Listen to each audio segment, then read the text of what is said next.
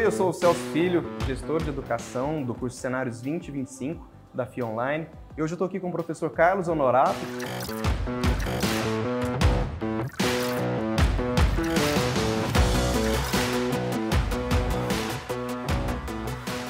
Que, além de economista, é também professor da FIA Online. Primeiramente, professor, seja muito bem-vindo. Prazer enorme para a gente bater esse papo contigo. Obrigado, Celso, pelo convite. Vamos conversar sobre economia, né? Vamos lá.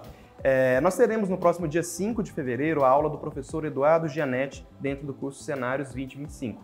O professor Eduardo vai tratar sobre as tendências para os próximos 5 anos, entre 2020 e 2025, dentro de economia e política. E aí, professor Carlos, até para a gente começar, para quem não é da área da economia, né, quem não tem tanta familiaridade com o tema, por onde começar? Os economistas eles gostam de ter um linguajar difícil, né? Quer dizer, quando a gente assiste palestra de economia, aula de economia, economista, advogado, médico acabam tendo seu próprio jargão, seu vocabulário próprio. A dica primeira é perder o medo de economia, né? Quer dizer, encarar a vantagem de economia que a gente tem informação em todo lugar, né? Quer dizer, os jornais, portais, então tem muita informação disponível. Talvez o primeiro caminho para quem se interesse por economia é procurar entender os conceitos básicos, né? Que a gente fala muito de taxa de juros, a gente fala muito de dívida do governo. Então, não ter medo de economia, buscar essa informação, né? A gente teve a oportunidade de já assistir à palestra do professor Gianetti e eu acho que é muito interessante observar que economia é fundamental para o indivíduo. E não é esse bicho como pintam, né? Não é, porque o economista ele acaba valorizando a sua própria profissão, né? Quer dizer, como ele trabalha com um assunto, ele analisa o assunto, ele está envolvido com aquilo, ele acaba valorizando a profissão dele como qualquer outra profissão. O grande desafio, eu acho, que é estar antenado, né? Estar atento a isso e, principalmente, sair de uma única fonte de informação. Quando a gente fala em notícias, tinha um ditado antigo que eu ouvia numa rádio que o pessoal dizia o seguinte: pior do que não ler nenhum jornal é ler um jornal só, né? Quer dizer, pior do que você não ter nenhuma fonte de informação é você se informar só de uma fonte de informação. Então, se você conseguir buscar em portais diferentes, opiniões diferentes, você tende a aprender um pouco de economia. E aí buscar num curso como o nosso aqui o conceito, como a coisa funciona. Claro. E o senhor falou de alguns termos que de fato são muito presentes quando a gente ouve falar de economia.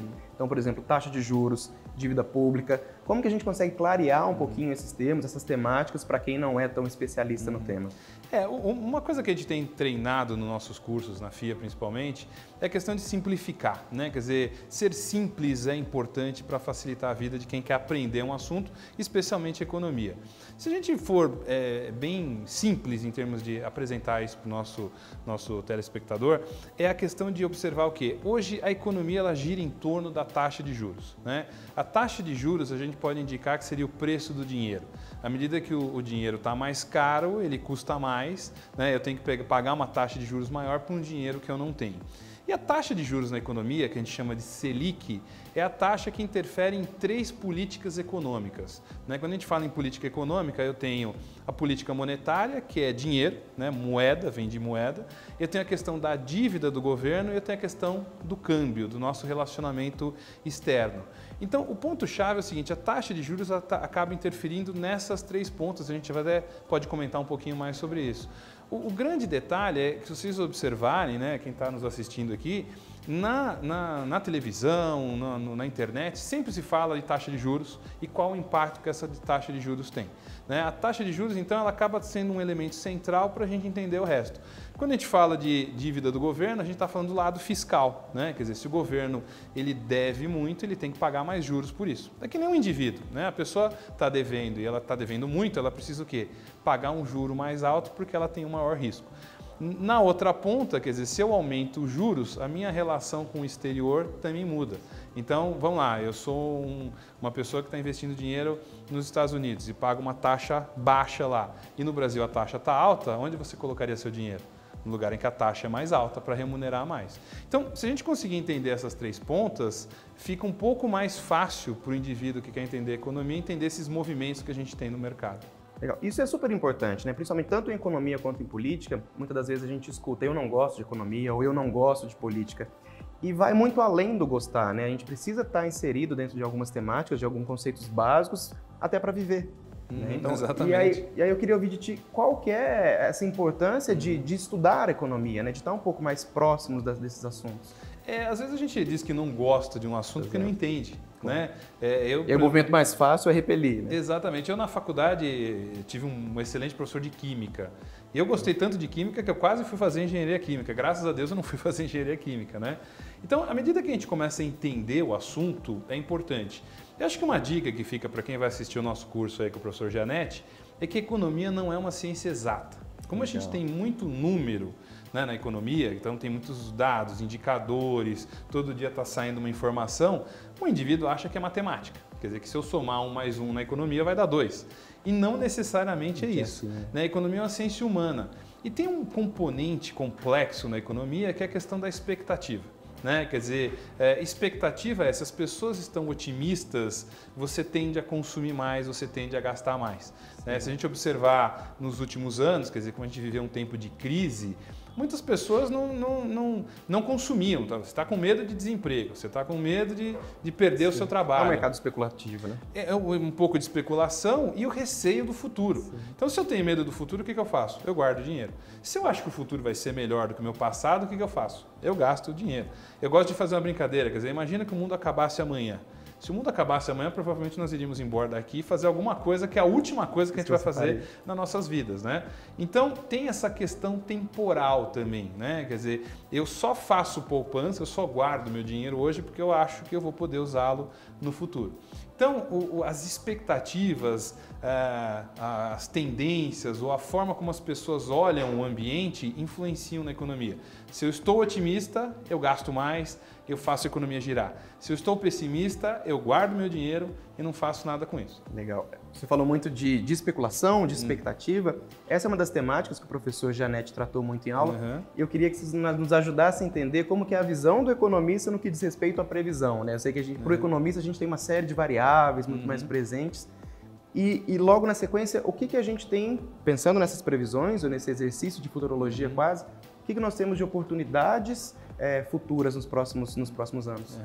É uma pergunta complexa aí que poderia demandar algumas horas, claro, né, de discussão, mas uma coisa que é curiosa dos economistas, eles às vezes trabalham muito na linha de querer prever o futuro, né?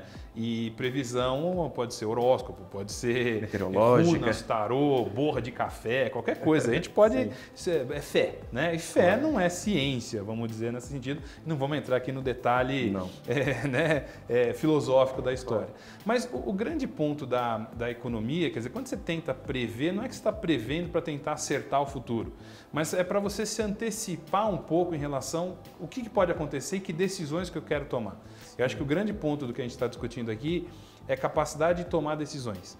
E a economia, ela ajuda muito nesse componente estratégico, na capacidade do quê? Vamos ler o que vai acontecer, vamos ler o futuro e tentar, dentro dessa leitura, tomar uma decisão. Eu gosto muito de trabalhar com uma área que está relacionada com tecnologia e até tema dos nossos cursos aqui, tecnologia, futuro do trabalho. A nossa primeira aula, até relembrando, é com o professor Ronaldo Lemos, que é sobre tecnologia e comportamento. E nós tivemos a oportunidade de conversar com ele, né? Quer dizer, olhar esse futuro, olhar para frente não é uma coisa certa, né?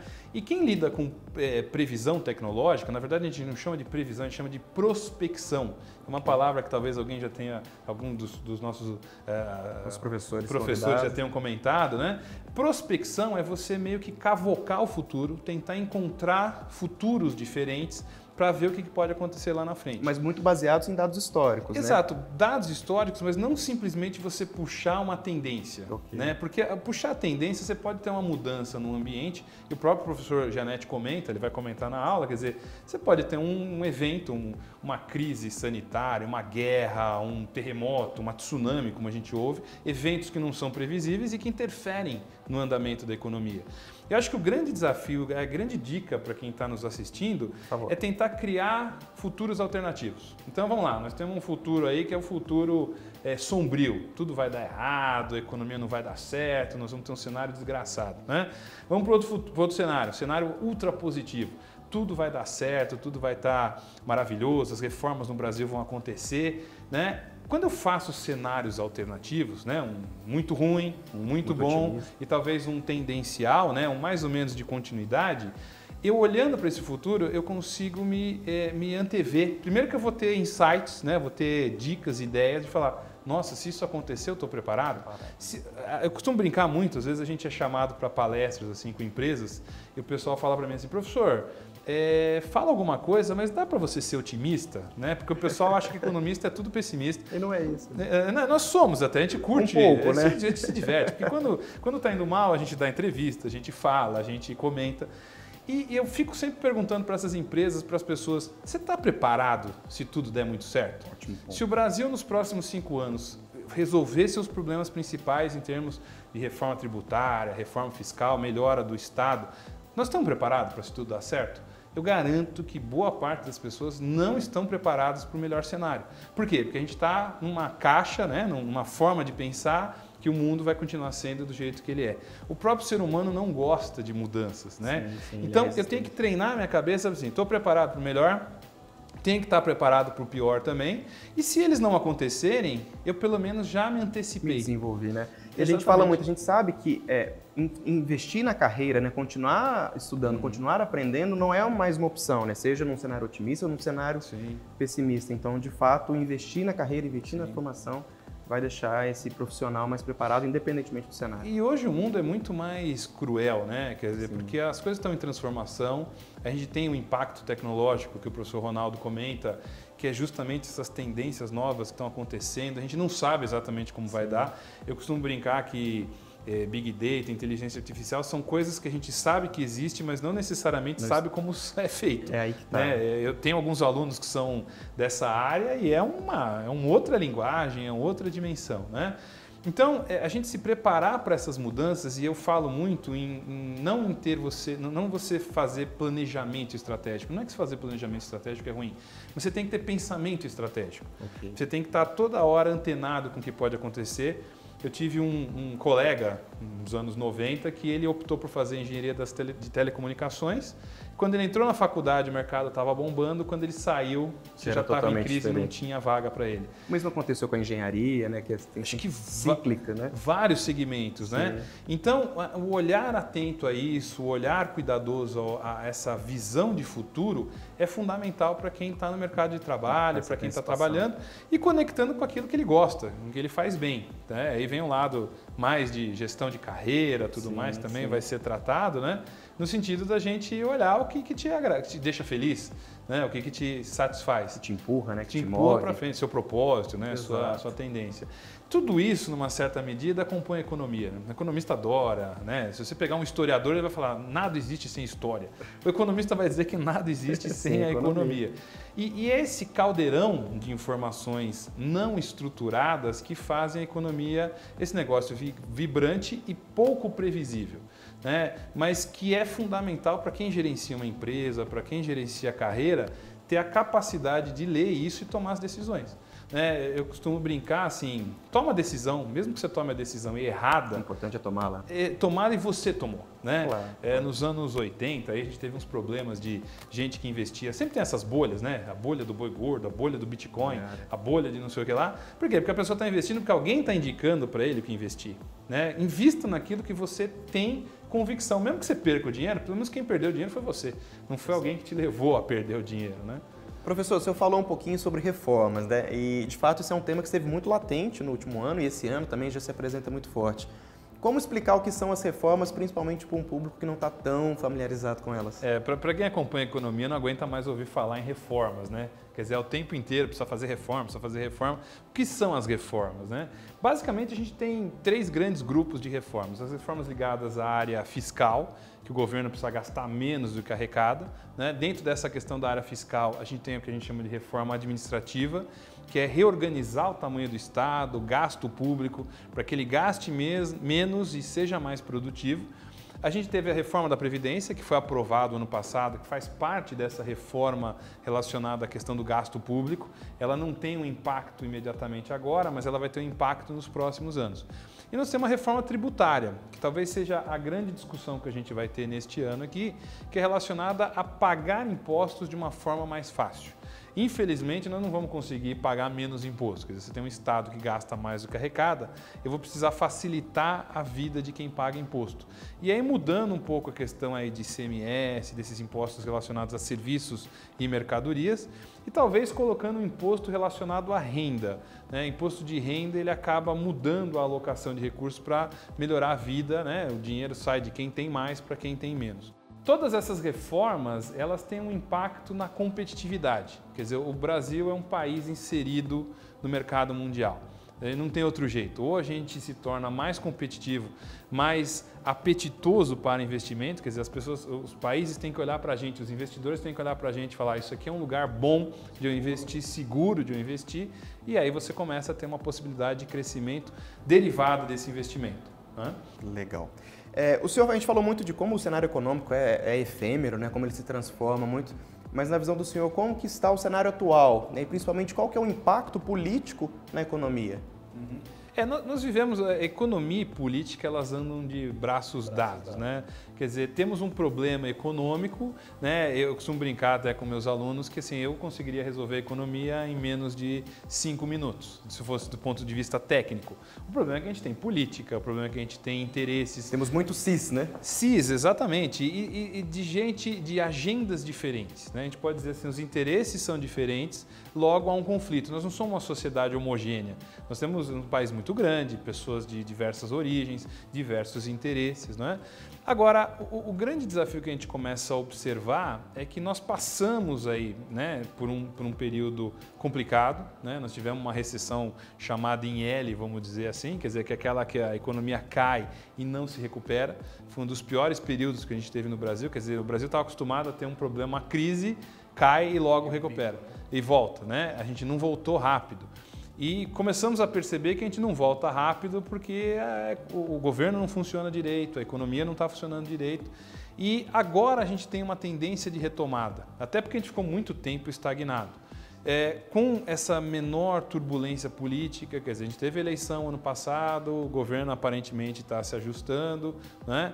Quer dizer, você tem alguma agenda muito clara em relação à questão de reformas, de se tornar um país mais sério, sério no sentido das regras do jogo serem claras. O investidor que tem dinheiro, qualquer um que tem dinheiro, tem muito receio de colocar o dinheiro num lugar em que você não vai ter certeza que aquilo vai te dar o retorno esperado, ou pior, vão mudar a regra no meio e você vai perder o seu recurso. Então, há uma perspectiva muito positiva de você recuperar um crescimento econômico, um pouco pelo lado da demanda, as pessoas vão consumir mais, vão comprar mais, porque estão mais otimistas.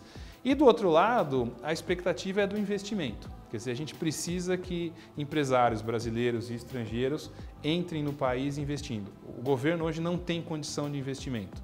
Então a gente depende de regras melhores, mais claras, mais fáceis, para fazer com que a economia cresça, para que haja investimento e aí sim a economia cresça. Legal. Então, de fato, temos uma série de desafios, mas também uma série de oportunidades para os próximos anos, né? O que a gente observa, quer dizer, se a gente olhar muito para o futuro, a gente pode ter uma sensação, ou se olhar para o estágio atual do Brasil, a gente pode ter uma sensação de que nós não estamos indo na velocidade mais rápida possível, e talvez não estejamos mesmo.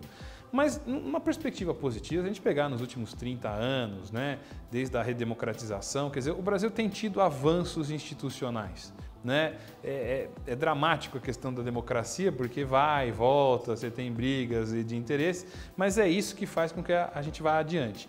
O que não dá é para imaginar que a gente é um país isolado do resto do mundo. Né? Vamos nos fechar aqui, produzir nossas coisas, não precisamos interagir.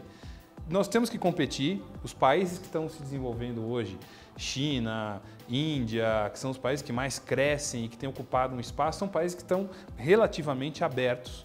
Não tem investimento em tecnologia, investimento em educação, né? São elementos fundamentais para uma sociedade que quer ocupar um espaço nesse próximo século XXI. Então, na média, a gente está indo razoavelmente bem. O problema da média é que a gente está com a cabeça no forno e o pé na geladeira, na média, a gente está na temperatura ambiente.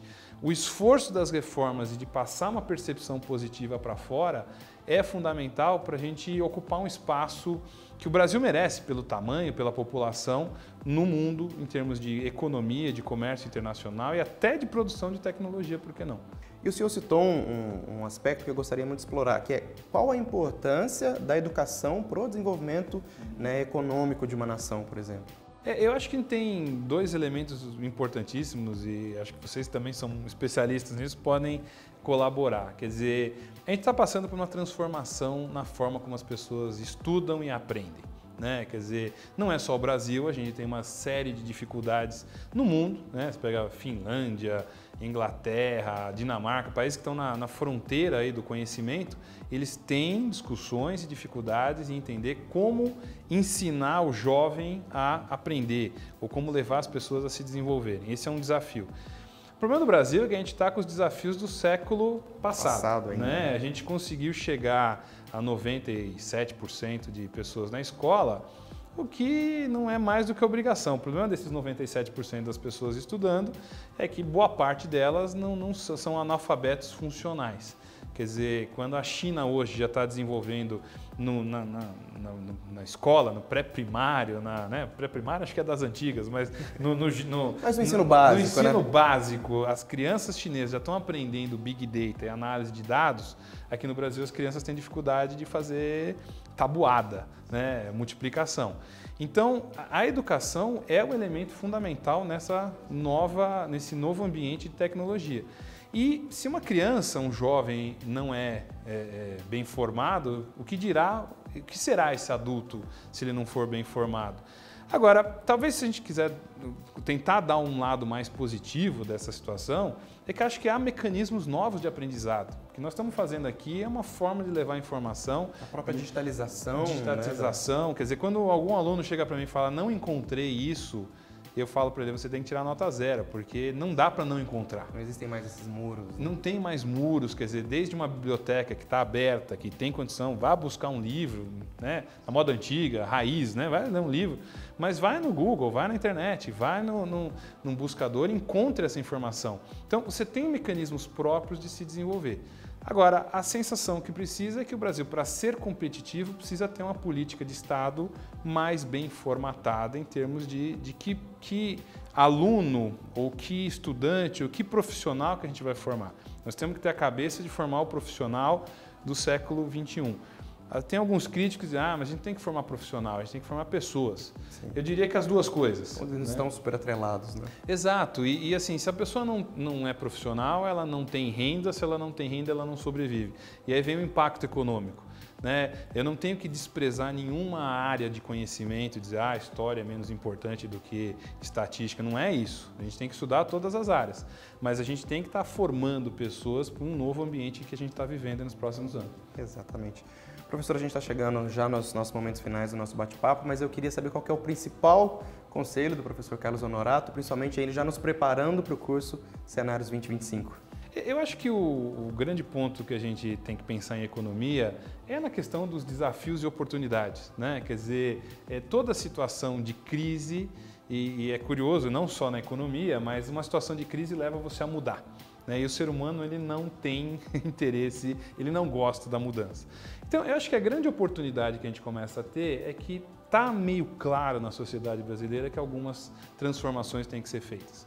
Quer dizer, a reforma da Previdência é um negócio surpreendente, que foi aprovado ano passado e pesquisas indicam que boa parte das pessoas aprovam e aprovaram a reforma da Previdência. Porque sabem, já está claro na informação para o público, de que se não se fizer a reforma da Previdência, o Estado quebra, e se o Estado quebra, ele não tem condição de financiar crescimento econômico. Então, quando a gente começa a olhar esses desafios, quer dizer, por um lado, eu tenho que fazer reformas, eu tenho que me antenar com o século XXI, eu tenho que conseguir desenvolver pessoas e conhecimento. Esse momento muito mais rápido, social. Muito mais rápido, mas pense pelo outro lado. O Brasil é um país que tem tudo para fazer, né? Eu costumo lembrar da minha avó nasceu em 1900, já faleceu há um bom tempo. Mas ela fala, né, o país tem tudo para fazer, tem tudo para desenvolver. Então você tem a questão energética, você tem a questão de infraestrutura, você tem a questão de climática. E tudo isso tem que ser feito, são oportunidades de negócio, são novos mecanismos econômicos, são novas oportunidades de criar, né, empresas, empreender, desenvolver oportunidades. E o Brasil, entre os países do mundo, é um dos países que tem a maior capacidade de fazer isso em termos de oportunidades.